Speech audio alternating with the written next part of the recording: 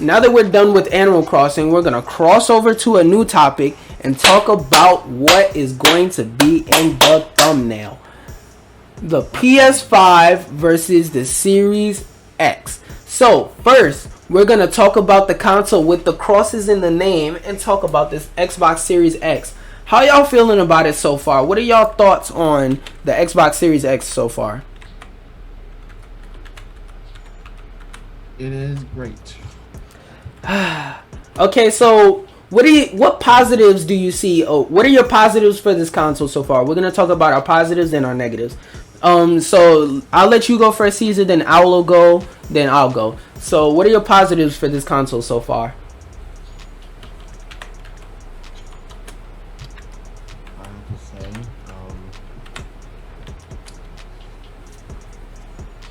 actually no. I'll let. Oh, do you know about this or no? Well, there's going to be a Halo, so I guess that's the positive. Halo's a positive. All right, stop being funny. Halo's basically the only thing Xbox got at this point.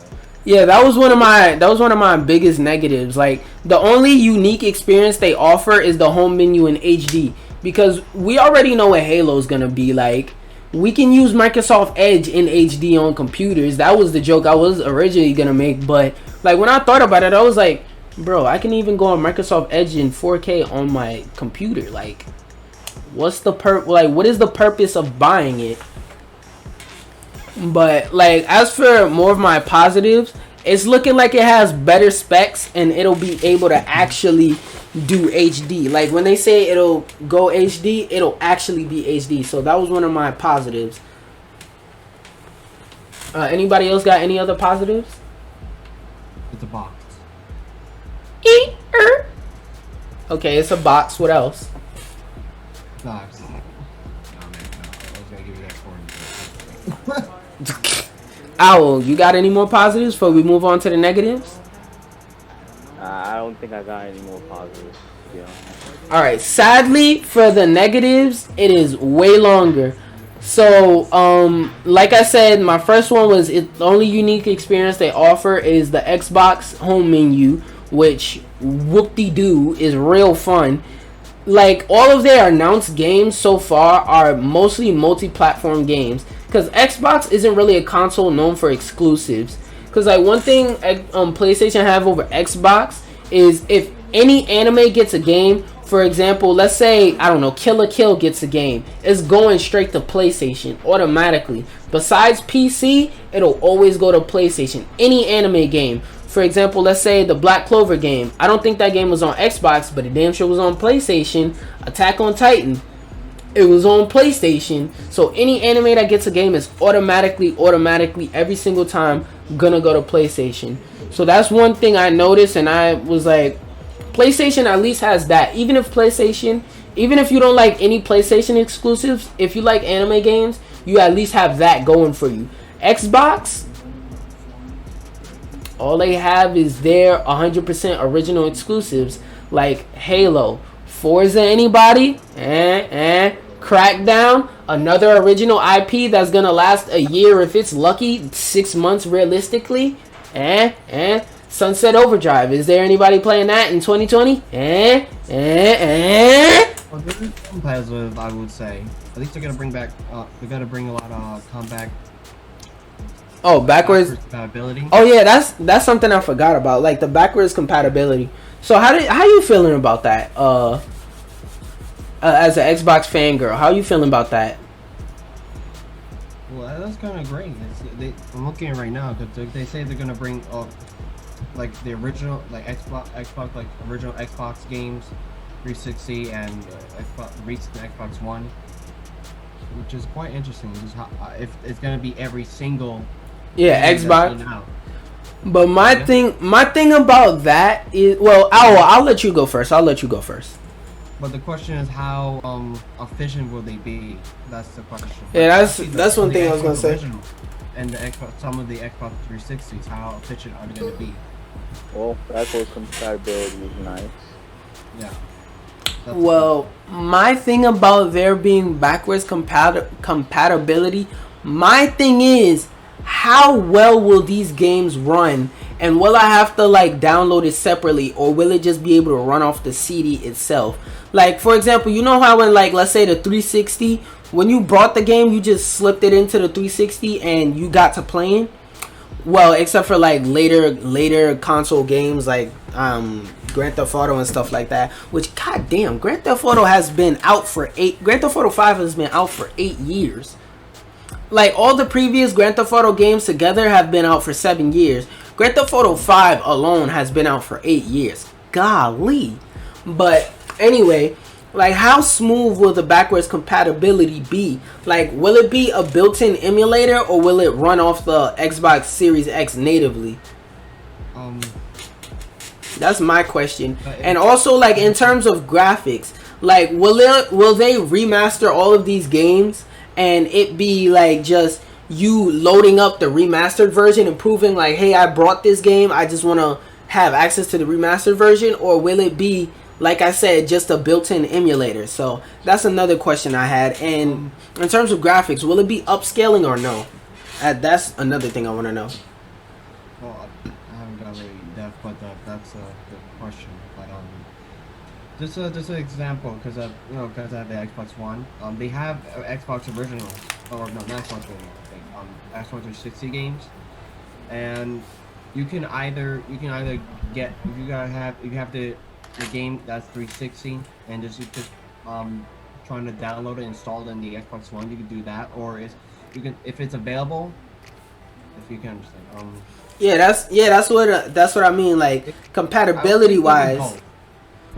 Yeah, compatibility wise, I want to know if it's just gonna be like these certain few games, or if it's just gonna be, do you have the CD? Okay, stick it in and play the game. That's it. Yeah. Well, that's one of them. Or it could be. I don't know. I think it has to be available. It has to be on the Xbox store, and then if you want to if you have the game itself and physically and just install it, you can do that, or just buy the built-in digital. And just, buy it digital. Yeah, another thing I want to say is like a positive kind of is the xCloud, because so far xCloud is looking kind of good. But another thing I want to say about it is, what am I gonna play on xCloud? Like, because the Xbox Series X, every console generation, the Xbox has more features than PlayStation, but they either end up dropping the features or the features just straight up don't work. Like, you remember how I think it was called Clips? No, Snap. Remember when you could snap certain apps on the sidebar? Like, for example, you could snap YouTube on the side, and let's say you were in the middle of playing a game, you could control the music with your phone and stuff like that. Or let's say, remember when they had live TV support, and you could watch live TV, like you playing the game on the main TV, but have live TV on the side? Like, what happened to that? They got rid of snapping apps and stuff like that so quickly. So my fear is that they're gonna say, hey, look, we got xCloud. Look, xCloud, come over here, xCloud. And then they're gonna be like, oh, you're over here? Oh yeah, xCloud, yeah. And they're just gonna throw it to the side and like, it's there if you want it, whatever. They're not gonna try and improve it and fix it or anything. It's just gonna be something to pull you over to the console. Another thing I wanted to kind of talk about a little bit was accessory wise. The PlayStation 5 is looking kind of superior. The Xbox Series X, they're probably going to come out with a VR headset very soon, but I kind of have it where if they made one, it wouldn't surprise me. If they didn't make one, it wouldn't surprise me either, because it's like Microsoft, like anybody who uses a PC and plays PC games, undoubtedly 9 times out of 10 they use, not even 9, 19 times out of 10 they use Windows 10. Because gaming on Mac is just the worst. But 19 times out of 10, they're gaming on a Windows PC. So it's like, why go buy a VR headset for my Xbox Series X that I can only use with my Xbox Series X, and once that console dies, I can never use it again? Versus if I buy this Oculus Rift, or what's the other one? It's Oculus. I think not the PSV, not the PSVR. No. Yeah, no, but you get what I'm saying. Like, like an Oculus Rift. An Oculus Rift that I bought whenever it came out, let's say, just for reference, 2015. If I brought an Oculus Rift in 2015, I'm still going to be able to use it in 2025. With the Xbox Series X headset, after a certain amount of time, it's going to kind of become irrelevant because it's going to be like, this only works with one thing. This only works in this one scenario with this one software. Like, it's not very useful. It's just one dimensional. You can only use it to do that and that only. It's going to be, after a certain amount of time, it's going to sit in your closet and collect dust. And it's like, I brought this thing for like $400 and I can't sell it back for that price. So it's like, do I really want to buy that or not? So, yeah. So, any other final closing thoughts about the Xbox Series X? No, not that I have in mind. Alright. What about you, Owl? Hopefully they don't fuck up. Other than that, I don't have anything to say. Speaking of things that hopefully don't get fucked up, let's talk about PlayStation 5. Mostly here, what I'm going off of is the information for the PlayStation 5 announcement. And since the PlayStation, actually has games, what I did was I compiled the list of all the games that Caesar was supposed to go down and like check off his like yeses, his no's, and different things of that sort of games that he didn't like, quick thoughts about them, things like that. So my positives on the PlayStation 5 is like the startup animation and the setup that they're presenting. I like that. I like their idea of a cheaper digital edition, even though the Xbox did it first. Whatever. Let's see if PlayStation does it better. And the final thing I liked is their games lineup. It seemed like this generation around, they weren't more so focusing on, oh wow, our games have the most HD graphics of everywhere in the world. Oh, they're more focused on like the quality of their games and how fun their games are and gameplay, versus how in the last generation I felt it was more geared towards, we have the best looking games out of everybody else besides PC, because we ain't touching PC. But they were more focused on like how the experience was packaged and how it looked when you took it out the box, more than how well it functioned. So what are y'all positives for the PlayStation 5, like just in general, like games lineup, anything like that? What are your thoughts? I'll let you go first, Owl. Well, their exclusives are pretty great. Some of them are. Yeah, that's one thing I gotta give props to. Sony has exclusives worth playing. Anything else? The console looks like a damn Keurig. Like a Keurig. It looks like a damn Wi-Fi router. What? Oh my god. Yeah, mad people was saying that. Yeah, it's like a modem. You just put 2 papers on it and bam, you got the PS5. God damn. He said you put 2 papers on it and you got it. You got yourself a PS5. Thing look like a damn air conditioning unit or something. Look like a toy book. Like, God, it looked like a Lego piece. Like, Jesus Christ. But Caesar, you have any positives for the PlayStation 5 and what it's looking like is going to come out to be so far? I hope they continue on with that. I don't know. I hope some of the the exclusives I'm not quite sure.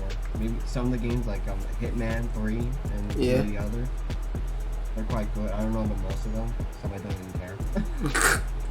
I mean, with any games lineup, to be fair, there's gonna be games you don't care about. So I'm trying to like kind of giving them the benefit of the doubt, trying to focus on the positives more.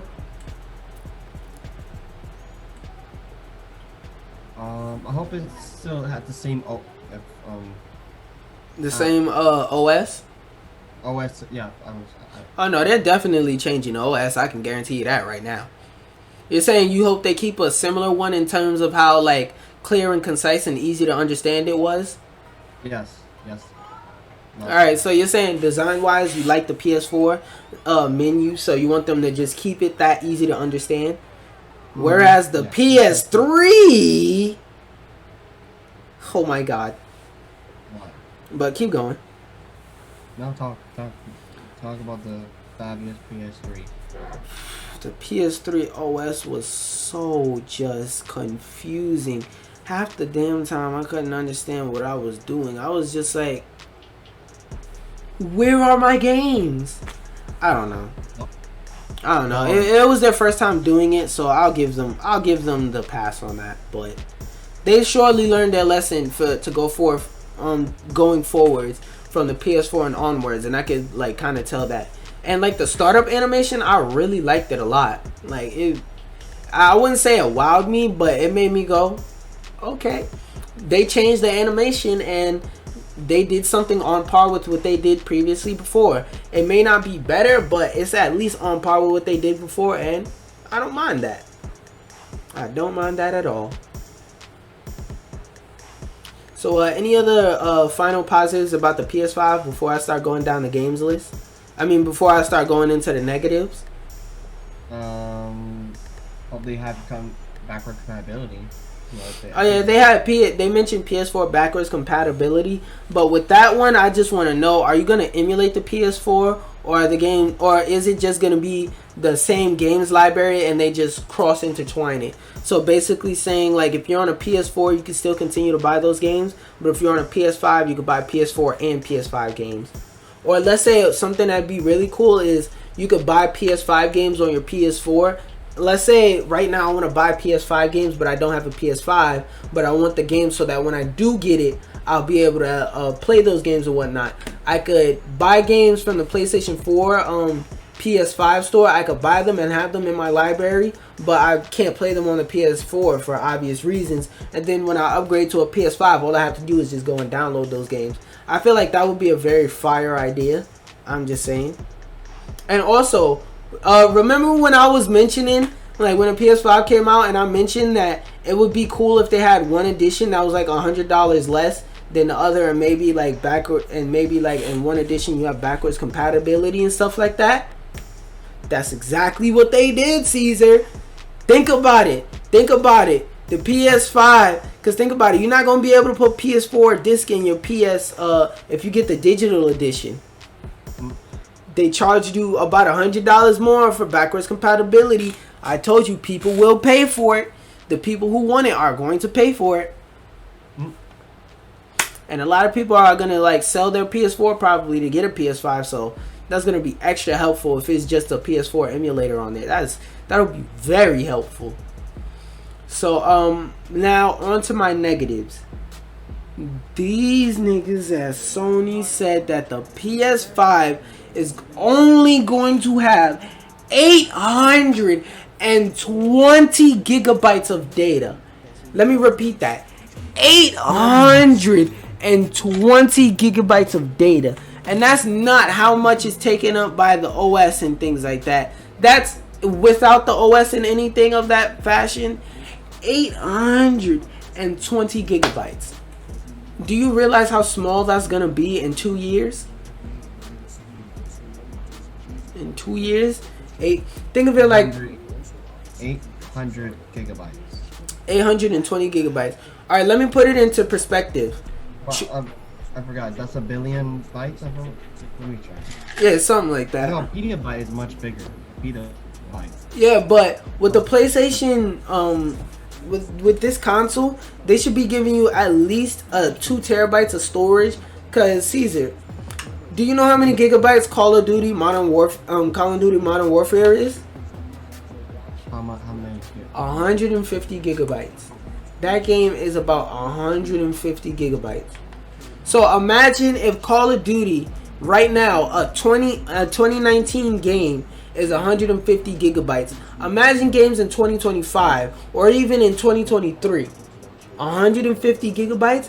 These games are getting up there in size. They're gonna start being like 180 gigabytes and stuff like that. 200 gigabytes is gonna start being the norm. If I only have 800 gigabytes, I'm gonna have to delete games a lot. Like right now, a lower end game is like maybe 5-6 gigabytes, and a high end game like Call of Duty, like under Call of Duty status, it's probably like 60 gigabytes, 100 gigabytes, 150, damn near 200 gigabytes. 850 gigabytes is not really gonna last that long at all. So like my biggest complaint is like the storage and like the technology they're using in there, SSD and things like that. I like it, but it's not on par with the Xbox Series X. But if the console runs smoothly and it works as intended, I don't care, bro. I don't. It's a console. I don't expect it to blow my mind with 10 trillion frames per second. Another negative. What is the price?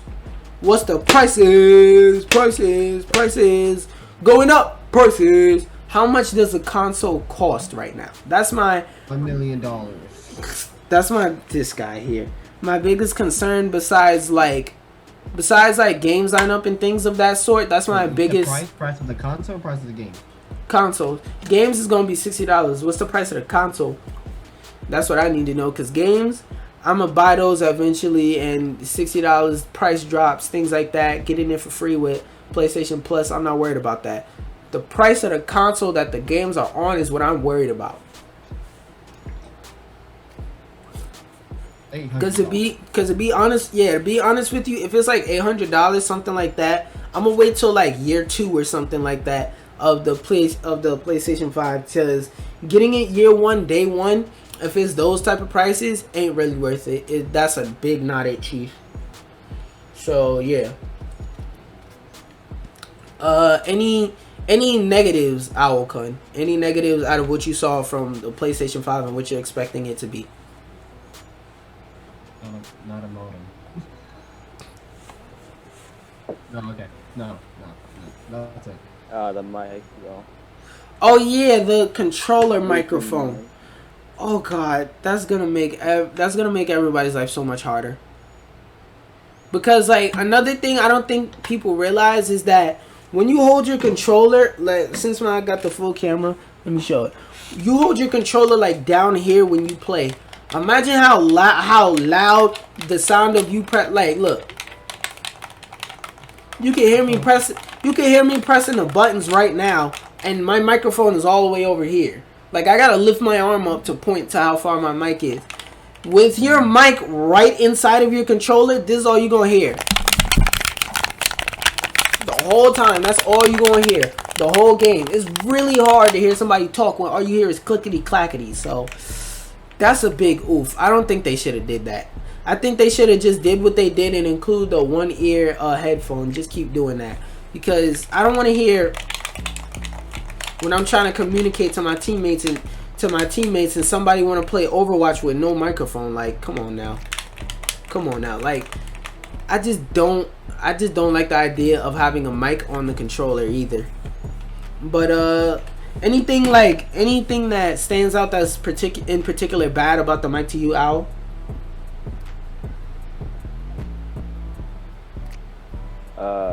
Just gonna be very loud.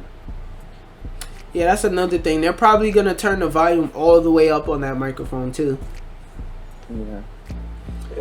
Even if I had to use the microphone, I'd have to be in like a very quiet place to ever use it, and yeah. I do not want to do that.